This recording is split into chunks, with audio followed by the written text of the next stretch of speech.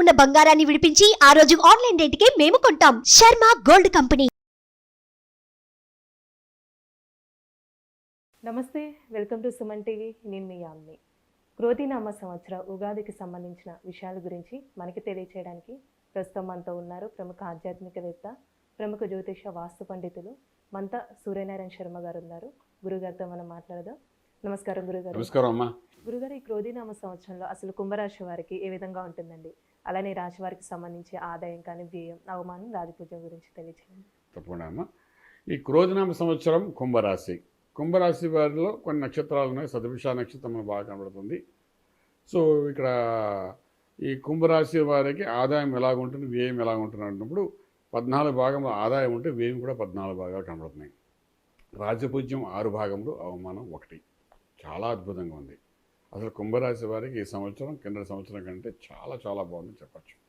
ఇది ఒక అద్భుతం అన్నమాట. కారణం ఏంటంటే 14 అనేది హైయెస్ట్ పీక్ మాట. ఇంకా సంవత్సరం మొత్తం ఆదాయం అంటే 14 భాగాలు. ఎవరికైనా వస్తాయి, 14 వస్తాయి మ్యాక్సిమం. 14 దాటి 16, 18 ఏమి అవుతుంది, 14తో అయిపోతుంది. సో ఈ 14 భాగాలంటే పూర్తిగా సంవత్సరం అంతా ఆదాయం బాగుంటుంది అర్థం. అలాగే ఖర్చు కూడా సంవత్సరం అంతా ఖర్చు ఉంటుంది. అంటే ఫుల్ బిజీగా ఉంటారు, సంపాదనలో ఉంటారు, ఖర్చు పెట్టడంలో కూడా బిజీగా ఉంటారు. సో ఒక రకమైన ఆనందం. ఎవరికైతే సంపాదిస్తూ ఖర్చు పెడుతుంటారో వాళ్ళు ఆరోగ్యంగా ఉంటారు. అందులో ఏ ఒక్క చక్రం కూడాను ఆగిపోతే అనారోగ్యం మొదలవుతుంది. సంపాదించేదాగినా అనారోగ్యం ఉంటుంది, ఖర్చు పెట్టేదాగినా కూడా అనారోగ్యంగా ఉంటారు. సంపాదించేది ఖర్చు పెట్టాలి, అది ఆగి ఉంచేస్తే డబ్బు ఉండిపోయినా సరే మానసిక ఒత్తిడే, సరైన టైం ఖర్చు పెట్టకపోతే. సో ఈ విధంగా ఈ రెండు బాగున్నాయి కాబట్టి ఈ సంవత్సరం కుంభరాశి వారు బాగుంది చెప్పచ్చు. ఉద్యోగరీత్యా చేసే ప్రయత్నాల్లో సక్సెస్ అవుతారు. తర్వాత మీకు రావాల్సిన పెన్షన్స్, మీకు రావాల్సిన సెంట్రల్ గవర్నమెంట్ అయితే మీకు కావాల్సిన పిఎఫ్ అనుకోండి, ఈఎస్ఐ సంబంధించినవి ఉంటాయి, రకరకాల ఇన్కమ్స్ ఉంటాయి, ప్రొవిడెంట్ ఫండ్స్ అనుకోండి, ఇలా రకరకాల ఏది పెడితే అన్నీ రావడం, లోన్స్ శాంక్షన్ అవ్వడము, అలాగే ఉద్యోగంలో మీరు చేసే పనులు ఎడిషనల్ వర్క్స్ చేసినందుకు ఎడిషనల్ ఇన్కమ్ రావడం. ఫర్ ఎగ్జాంపుల్ మీరు సిఏ అనుకుందాము, సిఏ అయినప్పుడు అంటే వాళ్ళకి ట్యాక్స్ సంబంధించి బోల్డ్ పనులు చేస్తుంటారు. అందులో బెనిఫిట్ చూపిస్తే వాళ్ళకి ఒక ఎడిషనల్ ఇన్కమ్ ఇస్తారు. అలాగమాట చేసిన వర్క్కి ప్రమోషన్స్, ప్రొఫెషనల్ వర్క్కి మీకు అదేమంటే ఇంక్రిమెంట్స్, ఇవన్నీ కాకుండా కాంప్లిమెంటరీ గిఫ్ట్స్ కూడా వచ్చే అవకాశం బాగా కనబడుతుంది కుంభరాశి వారికి. ఇప్పుడు వ్యాపారస్తులకి ఎలా ఉంటుందండి? చిన్న వ్యాపారం ఇన్వెస్ట్మెంట్ ప్లాన్ చేసుకుంటూ వెళ్ళండి, ఏమాత్రం వెనకంజ వేయకుండా. మీకు లోన్స్ కూడా వస్తాయి, బ్యాంకింగ్ నుండి లోన్స్ వస్తాయి. ఫర్ ఎగ్జాంపుల్ ఇవాళ మీరు ఇన్ఫ్రాస్ట్రక్చర్లో ఉన్నారు, మీరు రియల్ ఎస్టేట్ చేస్తున్నారు, బిల్డింగ్స్ కడుతున్నారు అంటే ఎన్ని కోట్లు కావాలో అంత కోట్లు మీకు బ్యాంకు నుండి లోన్స్ కూడా వస్తాయి. అది పెడతారు, మళ్ళీ డబ్బు తీసుకుంటారు. సో లోను, ఇన్కమ్ రెండు బ్యాలెన్స్గానే వెళ్తాయి. ట్రైలింగ్ ఎక్కడ మనకు ఆగదు, సక్సెస్ఫుల్ అవుతుంది. నిజంగా మీరు వెరీ గుడ్ ప్రాఫిట్స్తో బయటపడతాయి. స్టాక్ మార్కెట్ ఎలా ఉంటుందండి? ట్రేడింగ్ చేసుకోవచ్చు, స్టీల్ అండ్ ఐరన్ మీద కాన్సన్ట్రేట్ చేయొచ్చు, ఫుడ్ ఇండస్ట్రీ మీద చేయొచ్చు, ఫార్మాస్ మీద ఇన్వెస్ట్మెంట్ చేయొచ్చు, ఫార్మా కంపెనీస్ మీద డెఫినెట్గా సక్సెస్ అది ఉంటుంది చెప్పచ్చు. ఇప్పుడు వివాహం అండి, భార్యాభర్తల మధ్య సంబంధం ఎలా ఉంటుంది, సంతానం ఎలా ఉంటుంది? అసలు ఈ భార్యాభర్తల సంబంధమే కొంచెం చిరాకుగా ఉంటుంది. లగ్నంలో శనీశ్వరుడు కూర్చున్నాడు, చిరాకులు పరాకులు చేస్తుంటాడు, అల్లరిగా ఉంటుంది కొద్దిగాను. కొంచెం సమన్వయపరుచుకుంటూ వెళ్తూ ఉండాలి. ఏది పెద్ద మేజర్గా విడిపోయేంత వరకు వెళ్దు, కానీ దినదిన గండం నూరేళ్ళ ఆయుష్లాగా ప్రతిరోజు ఏదో చిరాకులు ఉంటూనే ఉంటుంది. ఏ చేసినా కూడా సాటిస్ఫాక్షన్ ఉండదు. కాబట్టి అదొక సంవత్సరం ఉంది, ఇంకా తప్పదు అనుకుని ముందుకు వెళ్ళిపోవడమే బెటర్ అని చెప్పచ్చు. ఇప్పుడు ప్రైవేట్ ఉద్యోగస్తులు కానీ గవర్నమెంట్ రంగానికి సంబంధించండి, వీళ్ళకి ఏమైనా ప్రమోషన్స్ కానీ ట్రాన్స్ఫర్స్ అయ్యే ఛాన్స్ ఉందంటారా? ప్రమోషన్స్ వస్తాయమ్మా. అది గవర్నమెంట్ సెక్టర్ అనుకుంటే ప్రైవేట్ సెక్టర్ అని వస్తాయి. అందరికీ ఇంక్రిమెంట్స్ వస్తాయి, ఇన్కమ్ పెరుగుతుంది. కొత్త ఉద్యోగ ప్రయత్నాలు చేస్తే అందులో కూడా హైప్స్ బాగా వస్తాయి. అన్ని రకాలుగా ఒక శని యొక్క పీడనం అవుతుంది. మానసిక ఒత్తిడి అంటే ప్రెషర్ అనేది ఎప్పుడూ ఈ సంవత్సరం అంతా మైండ్లో ఉంటూనే ఉంటుంది, అది తగ్గదు. ప్రెషర్ని ఎవరు ఆపలేరు, ప్రెషర్ అలాగ ఉంటూనే ఉంటుంది. కానీ ఇన్కమ్ అండ్ ఆదాయం అండ్ ఎక్స్పెండిచర్ కూడా యాజ్ ఇట్ ఈజ్ ఉంటుంది. సో 3 ప్యారలల్గా వెళ్తూ ఉంటాయి. కానీ 3 ప్యారలల్గా వెళ్తున్నప్పుడు అంటే ఎంత ప్రెషర్ అనేది మనం తీసుకోగలుగుతాం. ఎందుకంటే ఆర్థిక బలం పెరుగుతున్నప్పుడు ప్రెషర్ అనేది పెద్దగా అనిపించదు. సో అది 3 రకాలుగా ఉంటాయి, అన్నింటినీ రిసీవ్ చేసుకోవడం జరుగుతుంది. ఇక్కడ వ్యవసాయం ఎలా ఉంటుందండి? వ్యవసాయం కొంత న్యూట్రల్గానే ఉంటుంది. మనకి ఇక్కడ చూస్తే చెరుకు బాగా పండే అవకాశం కనబడుతుంది. వరి, చెరుకు రెండు బాగా పండుతుంది మీకు. ఆ తర్వాత నల్ల ధాన్యాలకు సంబంధించిన నువ్వులు ఇవన్నీ కూడా మీకు బాగానే పండే అవకాశం ఉంటుంది.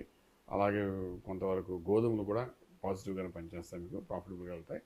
ఏదైనా వ్యవసాయం అనేది అబౌవ్ యావరేజ్గానే వెళ్తుంది తప్ప బిలో అని చెప్పడానికి అవకాశం లేదు. ఇప్పుడు విద్యార్థులకండి విదేశాలకి వెళ్ళాలనుకుంటారు, అక్కడ సెటిల్ అయిన వాళ్ళకి ఎలా ఉంటుంది? విద్యార్థులకు వెళ్ళడం అనే విషయానికి వచ్చినప్పుడు మాత్రం ఒక డిలే అనేది కనిపిస్తుంది. ఎందుకు లగ్నంలో శని విషయం ఉన్నాడు రాశిలో కాబట్టి డిలే చేసుకుంటాడు 4 సార్లు ప్రయత్నం చేస్తే కనుక కాదు. కానీ అక్కడ ఆల్రెడీ సెటిల్ అయిన వాళ్ళకి మాత్రం మంచి ఫలితాలు ఇస్తారు. అంటే ఉద్యోగరీత్యా సెటిల్ అయిపోయిన వాళ్ళకి డెఫినెట్గా సక్సెస్ అని కనబడుతుంది. గురుగారు, అంటే ఈ రాశి వారికి సంబంధించి ఏమైనా ఆరోగ్య సమస్యలు అంటూ ఉన్నాయండి? ఆరోగ్య సమస్యలు అంటే రాశిలో ఏళ్ళ శనికి ఆల్రెడీ ఉందమ్మా. నెత్తిపై శనీశ్వరుడు యొక్క ప్రభావం కనబడుతుంది. సో ఇది సంవత్సరం శనీశ్వరుడు అక్కడే ఉంటాడు, కదలడు ఏమాత్రం. సో దాని మూలాన్ని ఏంటంటే కొంత ఆరోగ్య విషయంలో తేడా రావడం ఉంటుంది. శరీరంలో కొంచెం నలతగా ఉంటుంది ఈ సంవత్సరం. స్ట్రెస్ తెలియదు. అంటే ఎలా ఉంటుందంటే అనారోగ్యం ఉంటుంది, రిపోర్ట్స్ చూస్తే అంతా బాగున్నాయి అన్నట్టు కనబడతాయి. అనారోగ్యం లోపల మనిషికి తెలుస్తుంది, కానీ రిజల్ట్ మాత్రం మనకు కనబడదు. అంటే రిజల్ట్ రాని అనారోగ్యంలాగా జరుగుతుంది. మందులు వాడినా ఆ మందులకి ప్రభావితం జరగదు. తర్వాత మనకి ఏంటంటే కొంతవరకు ఆన్సర్ తెలియదు, డయాగ్నోస్ చేయడం కష్టమైపోతుంది. చేసిన డయాగ్నోస్టిక్కి మన శరీరానికి ఎక్కడ కనెక్టివిటీ ఉండదు అనమాట. అంటే మనం చూడండి ఒక్కొక్కసారి రిపోర్ట్స్లో ఆల్ ఈజ్ ఓకే అంటారు, కానీ మనకు తెలుసు శరీరంలో మనకి ఏం ఇబ్బంది పడుతున్నామని.